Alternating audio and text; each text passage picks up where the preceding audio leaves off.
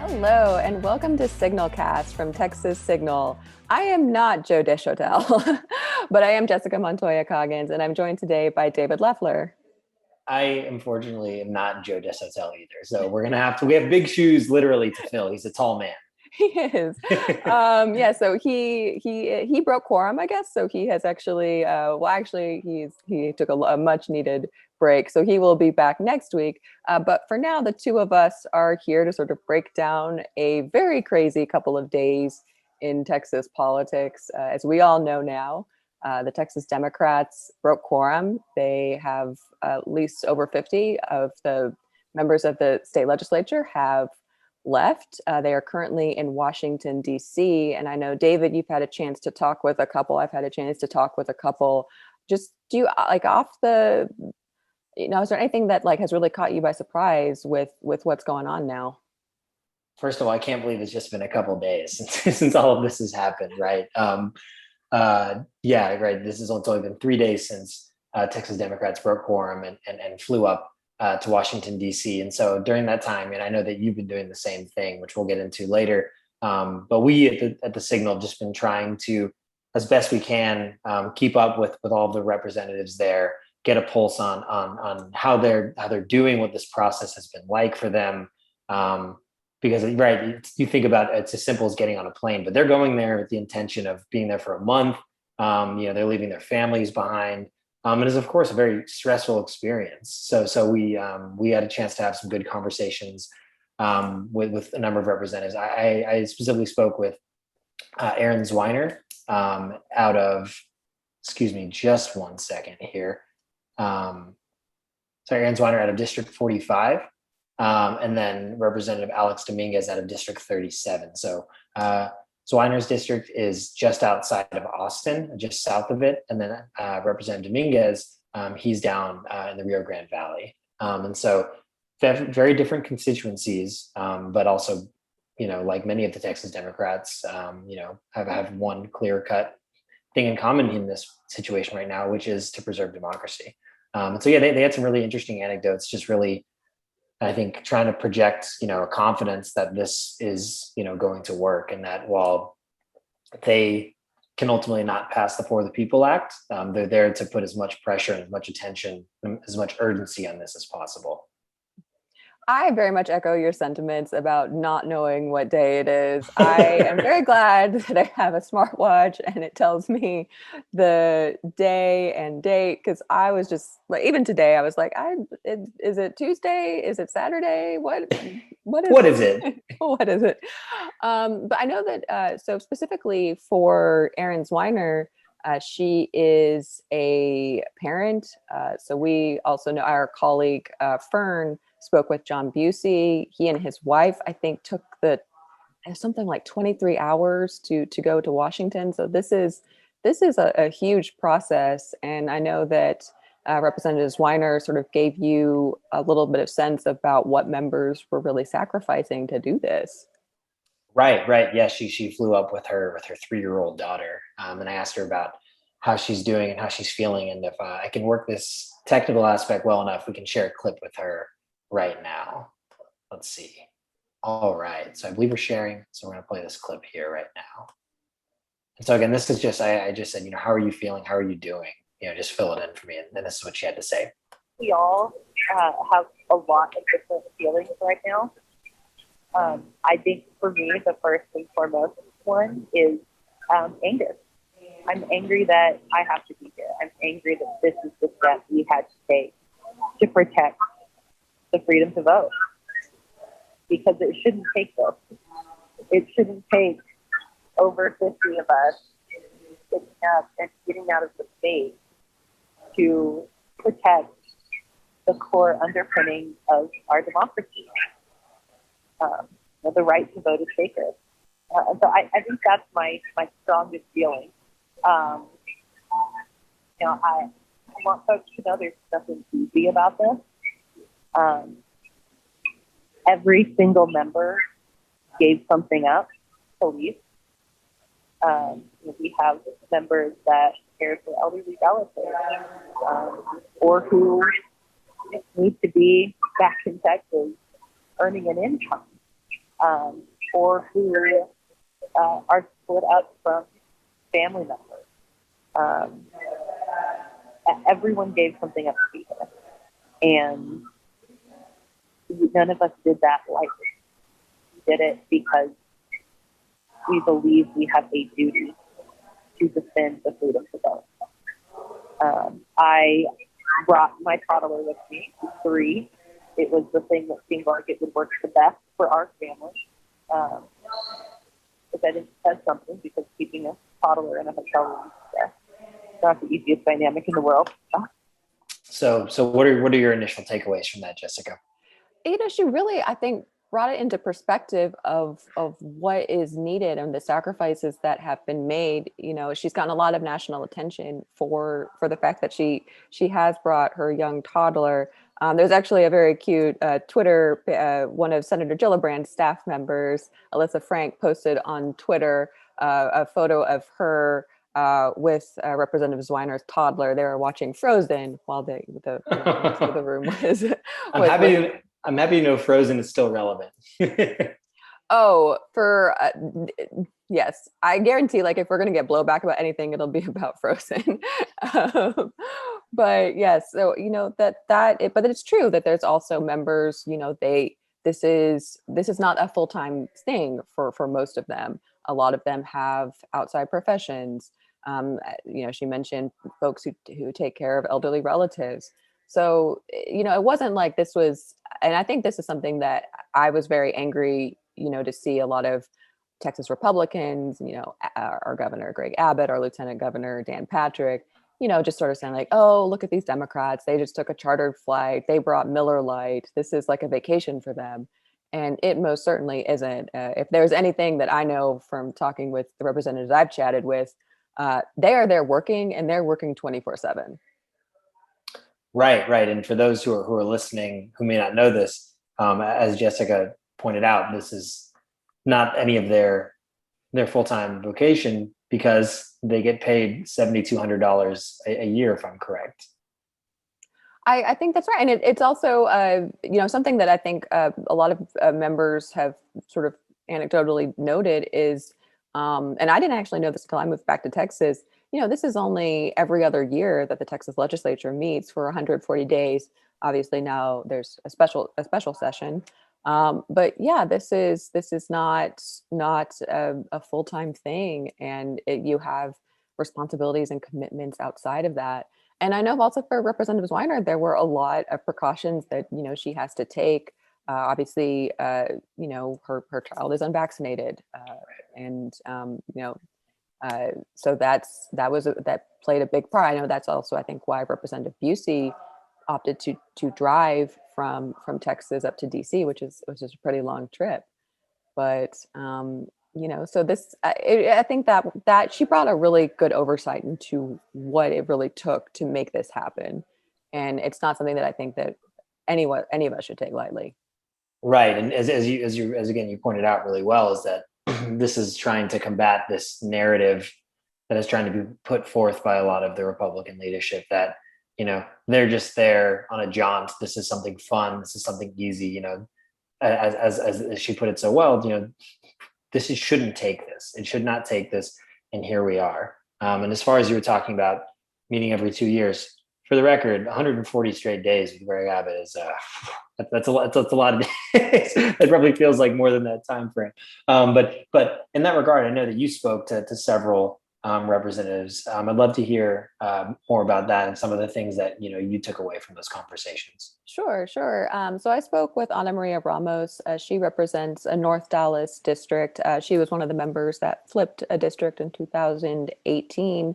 And one funny thing actually that she did say is that actually she's had overwhelming support from her constituents. So they've gotten so many phone calls, emails. She even had kind of a funny story that she is a lawyer. So her opposing counsel sort of informed her, like, the client he's representing, actually, she doesn't really like you, but she really supports what you're doing. Because, it is sort of the opposite sides of a courtroom. So she thought that was pretty funny. But, she was, in addition to meeting with the vice president, she has been going to these meetings with senators. And she's actually a part of MALC, the Mexican American Legislative Caucus, who is trying to actually reach out to Senators Cruz and Cornyn. Both of them have, very much disparaged this trip, which for Ted Cruz, I just have to say, he really, if anyone should not criticize leaving Texas, it is him. If you're cold, if you're cold, you can board a private jet and leave your constituents behind. But if it's for democracy, no way. For folks who don't remember, and I'm actually pretty sure most of us do remember this, during the winter storm, Ted Cruz very infamously took a trip to Cancun. This was, of course, when it was an incredibly tragic situation, and I know that they actually increased the death toll from that storm, and then obviously there was untold damage for many places. So yes, for him to sort of call this trip, a boondoggle, it is just a little ironic, I guess, as Alanis Morissette might say. Exactly. And then I know you also had a chance to speak with Representative Jasmine Crockett. I did. So she gave actually a little bit more insight into some of the actual meetings they've been having with the senators who, and she sort of, brought it out that, they're just observers of DC. There's a whole inside baseball game that's going on with the For the People Act. This is also known as HR 1. It passed the U.S. House of Representatives several weeks ago. It, however, got blocked in the U.S. Senate. There is a threshold of votes that are needed. There is this thing called the filibuster, which a lot of folks have been hearing about lately. And it's really kind of focused on two senators, Joe Manchin from West Virginia and Kyrsten Sinema from Arizona, who have been sort of very adamant that, they don't want to let go of this filibuster, which would then allow just 50 votes for something to pass. Right.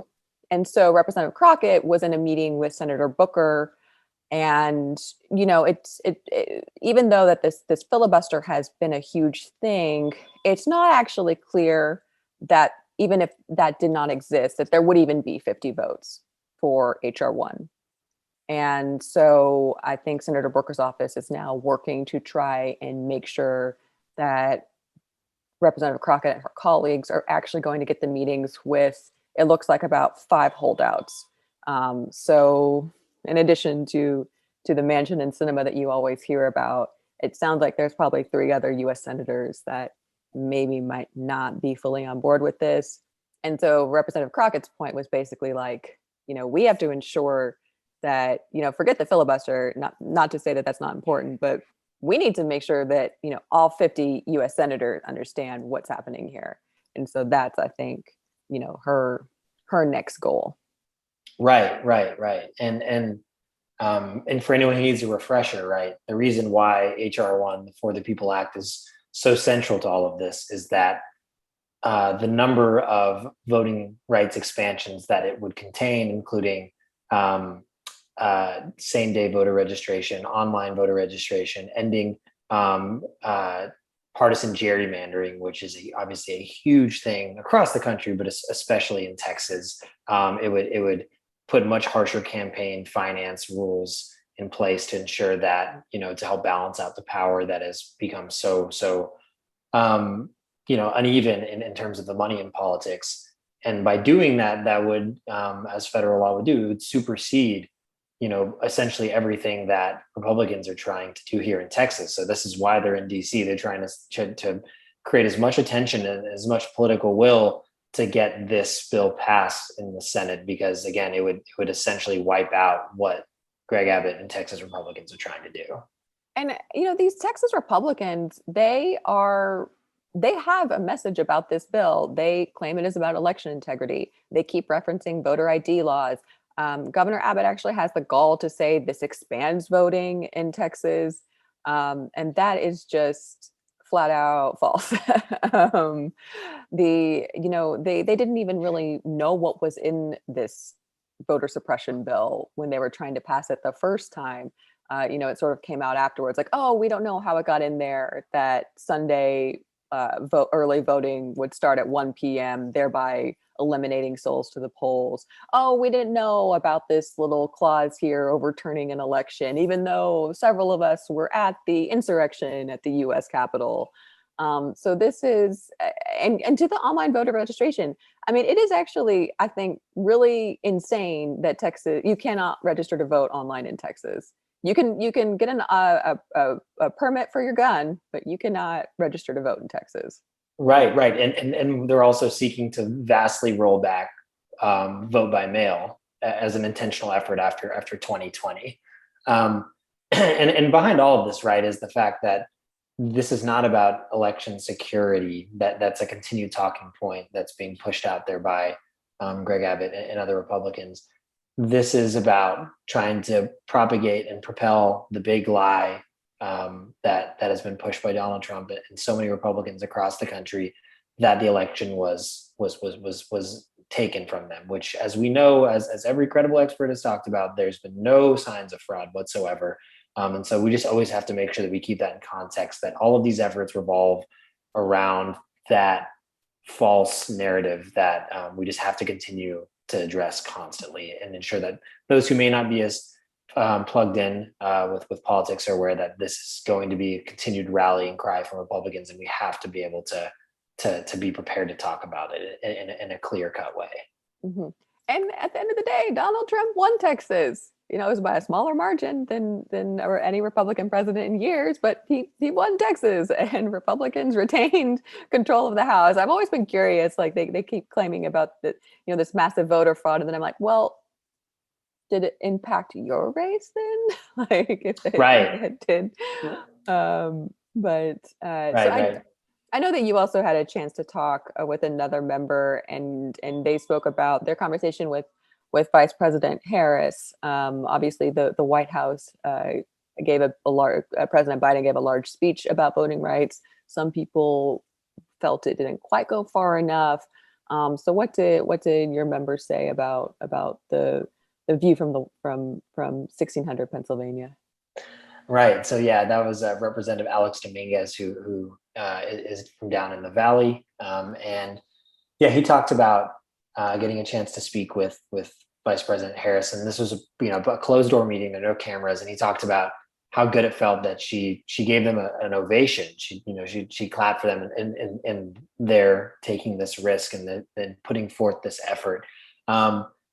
And so that very much, that sentiment goes along with something he shared with me when the very next morning when he's walking through the streets of DC, and he said there was just a couple walking their dog, an elderly couple, and they stopped him and said, "Are you from Texas?" And I was telling him, man, like if you're not in Texas and people ask you that, you don't know where that question is leading. That can be a dangerous question. But they just I guess they'd recognized him, and they just wanted to say how proud they were and thankful that he was doing this, which it speaks to the design of all of this, is trying to bring national attention to this, recognize that this is not just a Texas problem. This is a symptom of much larger, and that this fight is being staked here to ensure that the attention of voting rights is maintained. But as you mentioned before, when you're talking about Representative Jasmine Crockett and some of the things they had heard regarding the upwards of 5 senators who were holdouts, not just Joe Manchin and Kirsten Sinema, excuse me. That's going to be the big question, right? Like, is that it's fantastic that the vice president is on board with them. It's fantastic that there are people stopping them in the street. Where is the will going to come to be able to really build those inroads with those several holdouts? And ideally, right, I know that President Biden was critiqued because he wasn't pushing hard about the filibuster. He continues to hold off from doing so. But you'd hope that between him and the vice president, as well as many of the other allies that are on Capitol Hill, will be able to help really start applying that internal pressure to get at those few who they really need to make this happen. Yeah. Well, I mean, I think that, our Texas Democrats are doing exactly what they need. I mean, it's nice to know that Olivia Rodrigo was not the only celebrity that was in Washington, D.C. For those unfamiliar, she is a pop singer, a very good pop singer. But it's crazy, to think that, there's so much national attention now on a lot of our local elected officials. And, it really also shows you that elections have consequences. A lot of these folks, had close races in 2018 or 2020. And, this is what you get when you have representatives that really want to do the best for all Texans. You get an effort like this. So I think it's really cool that, this, I know that they're working really hard. When I spoke with Representative Crockett, I asked her, like, have you been able to sleep or to eat kind of on a schedule, and she just flat out like, no, I'm just consisting on massive amounts of coffee and whatever anything sort of hands her. Right. Probably a fair amount of, at least for a bit, airport food. But as you're talking about, yeah, I mean, these bills have been passed, similar ones, obviously in Georgia and Florida and several other states. And so there has to be a sense of pride that, of all places here in Texas, Democrats are taking a stand against this. And of course, when we're having these conversations, we have to think about, okay, but what comes next? But they're doing their part to hand the baton off to the next people, which is in the U.S. Senate. So, I mean, it's a huge kudos to them. It's going to be really interesting to see what unfolds in the next several weeks and how they continue to, maintain relevance and headlines that constantly change, and we continue to be able to be a presence. Mm-hmm. Yes, absolutely. I guess, one thing I will sort of note is, even though the quorum break has been, omnipresent everywhere, there was actually also a big thing that happened in Texas concerning an anti-abortion bill. There was a lawsuit filed by several plaintiffs, a lot of abortion fund groups, a lot of health centers, against Senate Bill 8. This was the very extreme bill that Abbott signed a few months ago. It would essentially ban abortion after 6 weeks. It would also create a really big legal minefield for lawsuits. It would sort of basically empower anyone to sue someone that they feel aids or abets an abortion. It was kind of discovered recently that somebody could potentially receive a $10,000 bounty if they were successful in that challenge. So that lawsuit was filed earlier this week. And I have noticed that, in addition to the quorum break, that the abortion law has really garnered a lot of headlines nationally. Not great ones for Texas, I will say. But I'm curious if you also seen that as well. Yeah. I actually got a chance to talk to Amy Hagstrom Miller, who is the founder and CEO of Whole Woman's Health here in Austin. Right. And she helped lead the charge that ended up winning in the Supreme Court. I believe that was in 2016, but that was originally the 2013 bill that, as everyone probably likely remembers, then State Senator Wendy Davis led her epic filibuster against them. But when I spoke with her, she is confident. She very confident about their ability to combat this legally, and also to have to also walk the line of having to provide information to the many people who seek their services. And that's the hard part about all this, is the level of uncertainty this provides and brings for people who are already obviously in very vulnerable states, and if they are going to be seeking abortion services. And for anyone who might have, there's been a lot coming out of the Texas legislature. So just to go a little further in SB 8, as you mentioned, it creates this kind of bounty system. It basically deputizes someone to where, say, if I wanted to sue someone, I found out that someone had received an abortion after the 6-week threshold that they have set. It could be someone's husband who drove them. It could be an Uber driver who drove them. It could be their faith leader who counseled them on this. It obviously puts all the physicians at risk. And I couldn't, it could be a situation where I don't even know that person, right? I just had heard through hearsay that something had happened. And that's, just the fear that has to strike into people is got to be just palpable. So it's great that they have a strong legal framework in place to come back at this. And that's set to take place on September 1st is when that bill is supposed to take effect and be active. So it'll be interesting to see if they're able to slow it down and put a pause on it for now, or what could come next on that. But that's definitely something we'll be monitoring closely. And with the quorum break, currently a number of other bills have been halted. One of those is another abortion ban. This one would be medication abortion after 7 weeks, which is by and far the safest, most effective way. It is. I was reading some statistics from the Guttmacher Institute, a reproductive rights organization, and it is. I mentioned The Handmaid's Tale a lot, but this truly, I don't even think Margaret Atwood would have sort of envisioned the state of Texas in 2021. But there are a number of other bills that have also been halted, including, a transgender discrimination bill in sports.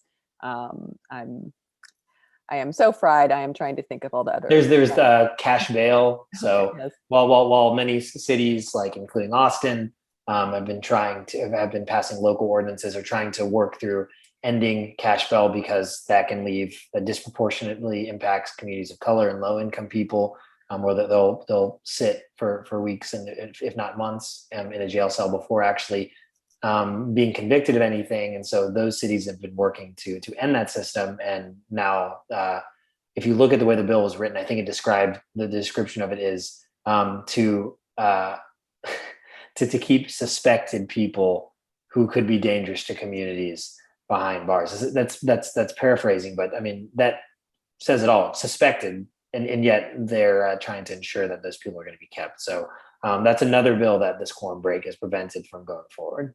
Yes, and then there's also, of course, the critical race theory, the anti-critical race theory bill. Even though there's no school, there's no elementary school in Texas that teaches that, or any high school. But that is this is something that Joe D always loves to harangue Texas Republicans about. Yeah, where are they teaching this? Where this has to be the start? Right. So I think that about wraps it up. Thanks y'all for joining us today. My thanks to David Leffler for filling in, and thank y'all for joining us. And as always, thank you so much to our Patreon members. You can subscribe and become a Patreon member. Just go to Texas Signal Patreon. You can follow us on all the social media channels. We had a really great series, Postcards from Republicans, that we introduced this week. This was, of course, when Republicans were trying to suggest that Democrats were abandoning their jobs for a vacation. We actually remembered when several Republicans actually did do just that. So, there were postcards from Cancun for Ted Cruz, and then Salt Lake City for Ken Paxton. So thanks to our great social media team for that. So you can follow us on Twitter, Facebook, TikTok, and we will catch you guys later. Thanks for having me, Jessica. Bye, guys.